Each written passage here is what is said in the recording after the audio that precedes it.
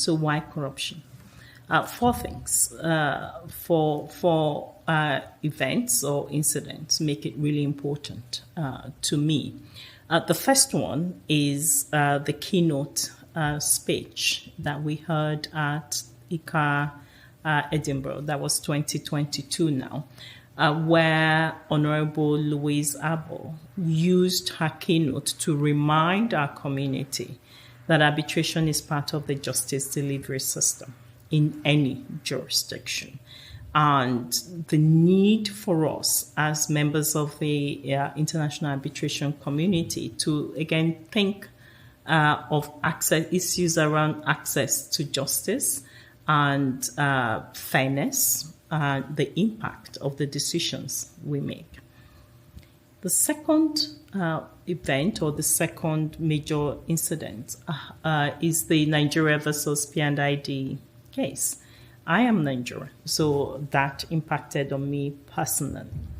And just thinking through the bribery, the fraud that was committed, not just against Nigeria as a state, but against the citizens of Nigeria, made that really, for me, that was quite poignant.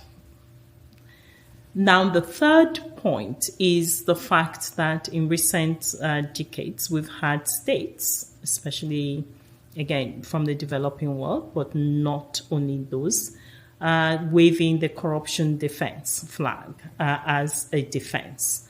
And I'm just wondering, so when they're sued in commercial arbitration or even in litigation, and so not just arbitration, but litigation, commercial or investment, they then raise this whole idea of there was fraud and bribery, and what's the impact of that? Because that's those states effectively admitting and saying we do have corruption.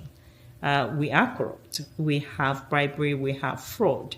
And you then ask yourself, how does that impact on the foreign investor that goes into those jurisdictions? And how do we then interpret that in the context of the legitimate expectations of the foreign investor? If you're a foreign investor and you go into a jurisdiction that has proclaimed itself as being corrupt or having various corrupt practices taking place in those jurisdictions, how do we engage with that as those who make decisions on such matters?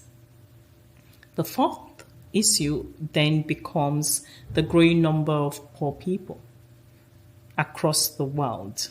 It's not just the impact of climate change and the environment, but really the impact of the activities of foreign investors and the weak regulations that we have with states.